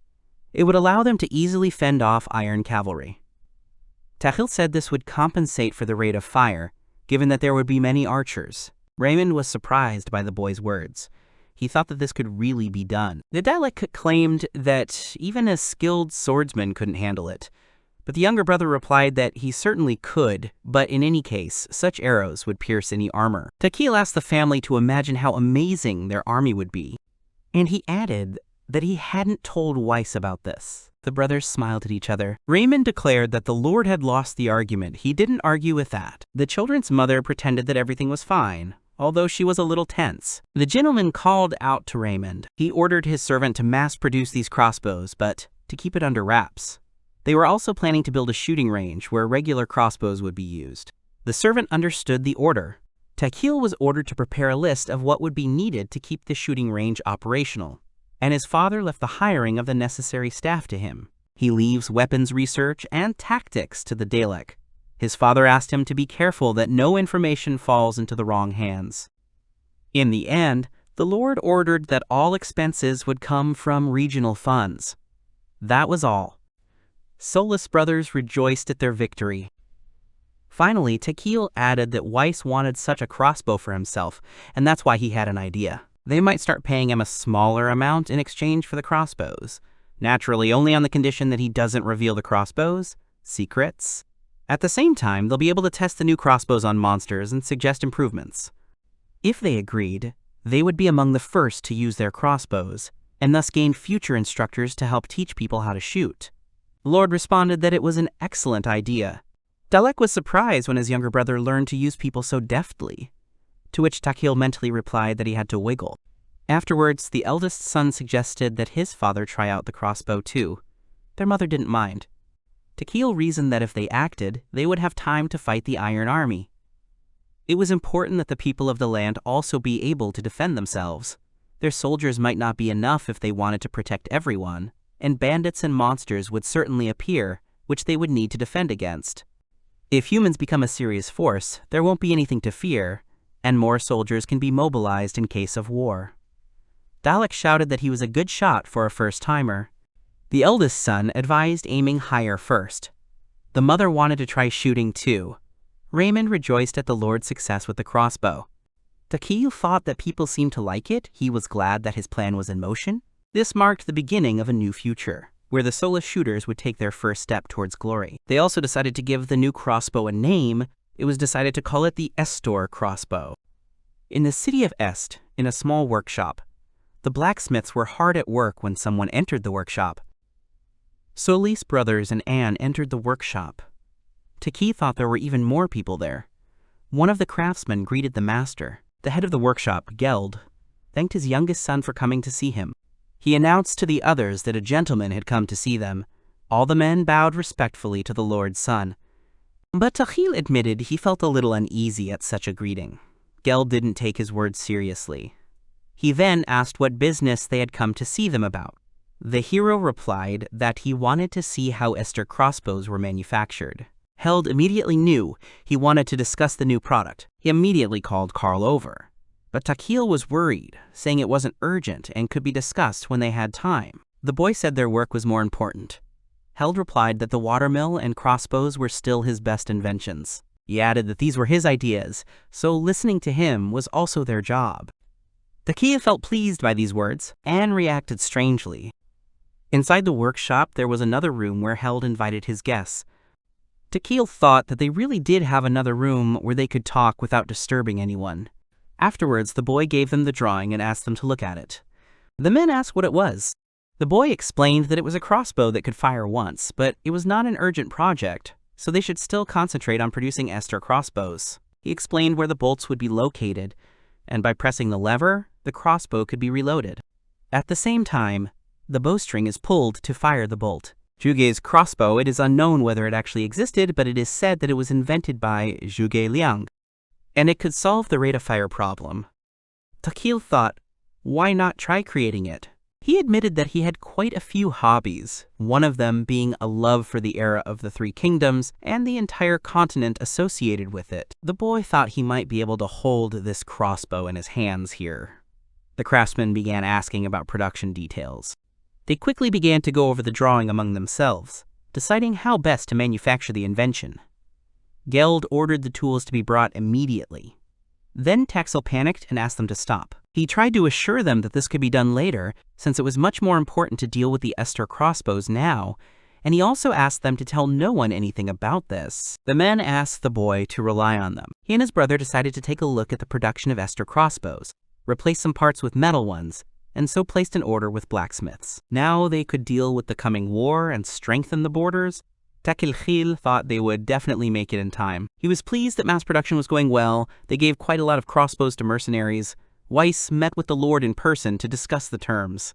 Estor crossbows, and were required to conduct training sessions for the soldiers. Next fall there will be a deadline, a war that will be started by neighbors. They may win it, but they will most likely still lose 40% of their soldiers. But this time, everything would be completely different. Estor's crossbows were also designed to counter the Empire's iron cavalry, but now they had enough archers to repel them. However, their battle would be led by Weiss, who would become the victorious general. In the future, the entire country will not be able to fight back, and will lose. But he also feels like Goldman isn't on their side, so he'll have to do something else. Every day haunts him. He thinks there's no point. Takahil asks his brother what's wrong, to which he replies that it's his magic. The younger son guesses he's talking about light magic, which is one of the rarest even outside the kingdom. The Dalek replies that it's true, but he asked his younger brother to complain a little. He told him everything. Takahil was surprised. She started yelling at her younger brother that it was true, otherwise he wouldn't have complained to him. The Lord's second son decided that he needed to talk to Weiss. Although they decided that first of all it would be better to talk to their father, otherwise he would start swearing again. Now Takahil became even more confident that they would definitely be able to defeat the Iron Cavalry. In the autumn of 502, the horsemen arrived in Est. The time had come to fight. Chronicles of the Barony of Solis, a harbinger of doom. In the 502nd year of the Kyle era, Marquis Goff of the Griffonian Empire invades the kingdom of Kyle. Border Baron Hastberg gathers troops from neighboring aristocrats and meets him at the border. However, Viscount Hieronymi's army suffers a crushing defeat, and the front flank is on the verge of breaking through. Baron Solis's army is left alone, losing up to 40% of its strength, but it fights fiercely and holds the line. The royal army, having lost many warriors, halts the battle. The imperial army is unable to continue the fight. Both countries declare victory, but the border soil is soaked with the blood of the fallen, and the people of Estol mourn bitterly. One of the last days of the hot summer, a messenger from the border Baron Hastberg rushed to Est. There are signs of an invasion from the Griffonian Empire. Gather troops as quickly as possible. March to the fortress of the Southern Gate. There, on the plain, right at the border, the enemy must be defeated. The hero thought the hour of trial had finally arrived. The Lord had gathered 215 standing army warriors and 335 militiamen from across the country, a total of 550 men, leaving some as guards. Baron Solis's army consisted of 360 warriors, plus a mercenary unit of 40 double-headed eagles. They headed for the South Gate Plain. This number of men was twice the usual allotment to the barons, and although it fell short of the 600 assigned to a viscount, the forces were evenly matched. Takahil and his family watched as the army left Est. The whole family saw people off to war. During a break in training, he wondered if his father had made it to the battlefield. Takahil was 9 years old at the time and asked to go with the army, but his request was rejected immediately. His parents assured him that war was no place for a child. It was not as simple as he imagined. He knew this wasn't child's play, and precisely because he understood the gravity of the war, he wanted to be there. After all, according to history, Baron Solis's army lost a full 40% of its strength in this battle. This thought never left him. But this time, everything had to be different. Baron Solis's army had something that hadn't existed before. The genius of war, the invincible General Weiss, Esther's crossbows that could pierce the iron armor of the Empire's cavalry, and a much larger cavalry than before. Weiss's tactics and his elite fighters can turn the tide of even the most unsuccessful battle. The boy had already told him about all the possible risks and techniques of the Empire's cavalry. In addition, separate archer units have been abolished in the Baron's Rania. Now every warrior, including cavalry, is armed with Esther crossbows. Even a militiaman can handle a crossbow, and the advantages of shooting will be preserved. The rise of the cavalry. When grain prices soared 2 years ago. In many lands suffering from famine, horses were slaughtered for meat or sold for grain. My father took advantage of this and bought up a lot of military horses. Moreover, he managed to come up with valid excuses to avoid arousing a lot of suspicion. He said it was for resettlement, for the evacuation of residents from the outskirts. Thanks to this, the double-headed eagle received horses as payment for the contract and became fully cavalry, with the standing army itself now boasting numerous mounted warriors. The cavalry detachment, which previously numbered barely 100 horsemen, now exceeds 200, including mercenaries. They've done everything they could, but Takahil himself is a child. Yama can only wait for news, which is very painful for him. He hoped that they would be able to survive this fourth plague. Everyone believed that they would survive this fight. Borderlands. Southgate Plain. The army of the Kingdom of Kyle. Southern flank. The combined forces of Baron Solis and Cornell. Milord Darren looked into the distance. Weiss arrived with a report that the fortification work for the camp, aided by an earth mage borrowed from Baron Cornell, had been completed. The trenches and traps were ready. The Lord thanked him. The mercenary asked if it was true that the current war was connected to the Empire's succession crisis. The Lord replied that it was. Then Weiss added that rumor had it that this was a gamble by the First Prince's supporters, who had yet to achieve any significant victories. The prince himself was not participating in the battle. Only Marquis Gut had entered. This was an extremely unpleasant undertaking for them. The Lord agreed with him. Then Weiss asked what he would say about the disposition of the troops. The Lord replied that the enemy numbered about 7,000, that is, approximately equal to us in numbers.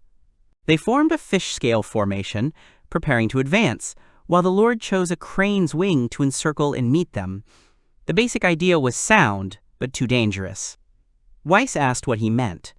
The mercenary answered him that it was not a fact that the enemy would act as they expected and rush straight into the center.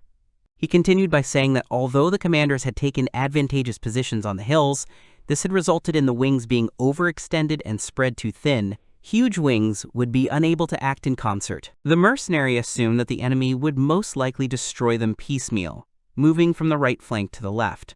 If the enemy crushes one of the wings, he will strike the flank and rear of the central forces, or he will cut off their retreat entirely and encircle them. Weiss concluded that in that case the army would be doomed. He continued that they had created too large a ring.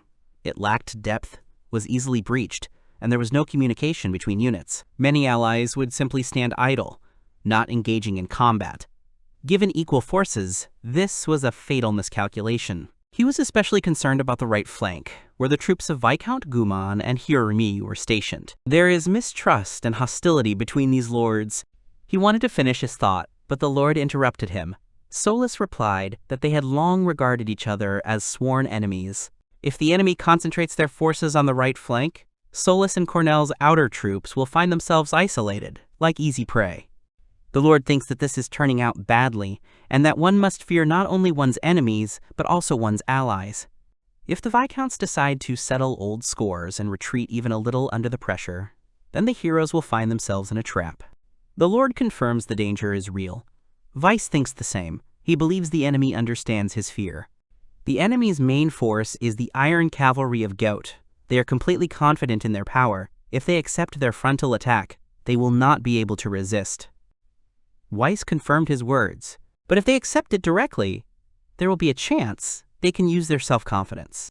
Besides, they have Baron Cornell, the master of fortifications, whose soldiers have already built strong positions.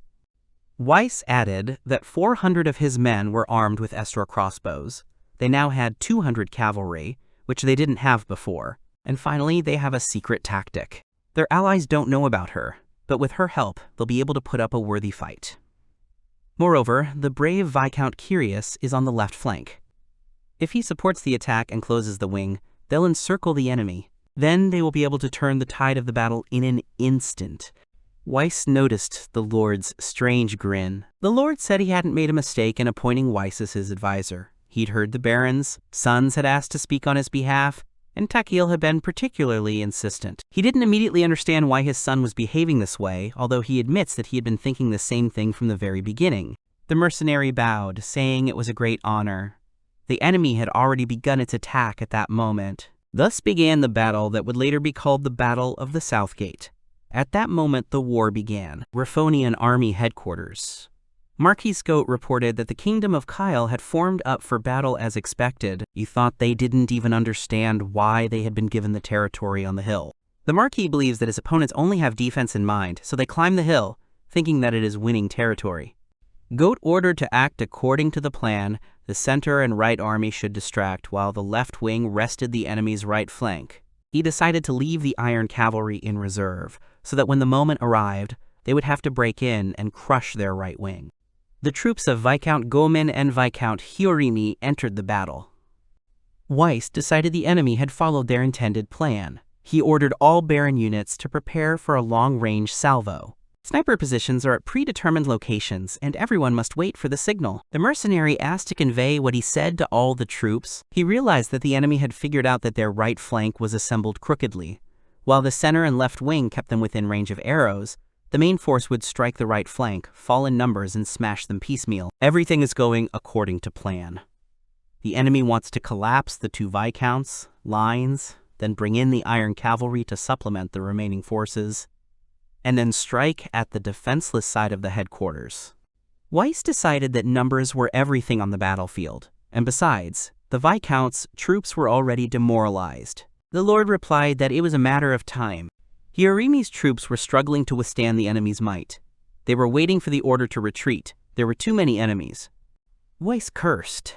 Meanwhile, at the Griffonian Army Headquarters, the Marquis noticed that one of the flanks had already collapsed, which was hardly surprising given the small numbers. However, some were still holding their ground. The Marquis ordered the rivals to be surrounded and destroyed. The Goat Army's troops decried the weakness of the Hyorimi army. Goat assumed that he was about to be surrounded by 2,000 soldiers, which they would hardly be able to withstand. He ordered a retreat, maintaining the front line. The troops of Barons Solis and Cornell discussed that the army of Hyorimi was falling apart, and the troops of Viscount Gomen had also begun to retreat. Weiss said the time had come to give the signal. Now a new page of history will be written here. It is at this moment that what was supposed to begin is about to begin. The headquarters of the Griffonia army, the domain of Marquis Gout. He laughed at his opponent's pathetic behavior. His comrade added that it was all thanks to his master's insight and the valor of his soldiers. The Marquis decided to teach his enemies one last lesson. He ordered the Iron Army to act. The Iron Cavalry set out for the battlefield. Goat ordered them to destroy the enemy's right flank, outflank them, and bring back the head of the border Marquis. He decided to start with those who stand on the very edge. The Marquis ordered the destruction of the enemy. Solis's troops screamed in terror that Iron Cavalry was advancing on them. Reinforcements from the center had not arrived, and the men were unable to advance toward the Marquis. This is the battlefield. It changes in seconds. Lord Darren must have orders. The soldiers with arrows stood at attention, awaiting orders. The Lord's son understood that his father had stood here many times. He ordered the soldiers to check their arrows, load them, take cover behind the inner rampart, and await his signal. They obeyed him. The soldiers were surprised that Lord Dalek, as a child, was standing next to them. The boy ordered to hit the vanguard at his signal. The eldest son was worried that everyone was watching. His heart was beating loudly, although it was quiet around. Weiss interrupted his thoughts, saying that if they didn't waver, they would win. Although Dalek was scared, he pulled himself together. He raised his right hand horizontally and waited. Watching the Iron Cavalry moving towards them, he finally made a decision. Weiss shouted that they needed to direct the attack to the right-hand second sector. The Dalek obeyed him. The Lord's eldest son believed in himself and in his younger brother Takahil several months before the war. Baron Solis's mansion, courtyard. the Dalek was worried that his spell was useless. He believed that light was not good for fighting unless it blinded someone. The Dalek believed that if Takahil wasn't a swordsman, he needed the magic he possessed. The elder brother worried that his light was useless, that he was simply studying the light's brilliance and nothing more. Then Takahil suggested he try sending light. Dalek obeyed. He released a ball of light in front of him. This ball lit up very brightly, even illuminating their mother's office. Although the Dalek was disappointed with his magic, Takahil thought it was the most incredible thing he had ever seen. The youngest son assured his brother that this was amazing magic, and they should show it to their father. The Lord took it calmly, but the next day they decided to demonstrate the magic to their mentor. The next day, at the training grounds near Est, Takahil joyfully asked to show the master his magic. The younger brother was beaming, though Dalek himself thought it was just a flash of light. He wanted to go home as quickly as possible. Then Takahil suggested releasing this light in front of the galloping horse. The youngest son's words immediately made it clear to Weiss what he meant. He guessed why they had decided to go out into the field this time. Loss of sight in horsemen, at full speed, can decide the outcome of a battle. Weiss confirmed that Dalek magic could be a formidable weapon. From then on, the eldest son began to train himself to make the light fly further and more accurately, and gradually he began to understand what Takahil was planning. Magic is a rarity. Even in the kingdom, it's practically non-existent, and even less so in the Empire. Most mages are hereditary, with the gift in their blood. That is, noble, well-born people, and such people aren't sent to the front lines. Therefore, no one expects magical techniques in war. Takahil meant, but in reality, things weren't so simple. Dalek's application to participate in the battle was rejected. The son asked his parents why. His father promised him that he would go to the battlefield someday, but it was too early for that. Although the boy proved to his parents that his magic was effective against the Iron Cavalry army, his parents acknowledged how hard he trained. But his mother assured him that he was only 12 and would not allow her eldest son to be sent to a place where blood was being shed. The Lord asked his wife to stop. Dalek was afraid of his mother's reaction. The hero still resisted his parents. He shouted at the whole room that he was against it. He admitted that he used to be jealous of Takahil because he was younger and everyone admired him, but he thought it was unfair. As Dalek observed him, he realized that his brother was strict but honest. The hero began to understand why his brother was trying so hard and why he was tormented by such a strong, burning envy. He said it was neither stubbornness nor pride. It's just that he also had one valuable desire. The most important thing for him was to protect his family. At this point during the battle, a Dalek's light ball blinded all the soldiers nearby, including the cavalry. The enemy army didn't expect such a maneuver. Soldiers began to fall from their horses. They had difficulty calming their horses. No one understood what kind of flash of light had just happened. Some thought the horses had slipped. Weiss said such a small thing caused the enemy horses to fall to the ground. Every bump or hole played a role. All the gunners behind the Dalek were jubilant that they had routed the enemy's Iron Cavalry. They were praising the boy. At that time, the army of the Marquis of Habsburg. Someone reported to the Marquis that the Iron Cavalry had been routed. It seemed Baron Solis was up to something. He became curious about this information. Viscount Hierony's armies also reported about Solis. Gout's army was in a panic. The Marquis himself couldn't believe that a third of the Iron Cavalry had been disabled. It couldn't be that the invincible cavalry had been so easily destroyed. He considered it madness. Lord Dalek was told that his magic was magnificent. Weiss praised the boy as he began to cry at his good fortune. The father stroked the boy's head and said that they could handle the rest themselves. A third of the enemy forces remained, preparing to move on to the second phase. An order was given to all long-range units to prepare for a salvo. Dalek Solis is the eldest son of Baron Solis, and would later be called the Saint of the Sword, the Swordsman of Light. And his first battle was a great victory, illuminated by light, and a shameful defeat for the Imperial Army, which felt pain for the first time even before the battle began. Dalek mentally told his younger brother that he had done all he could.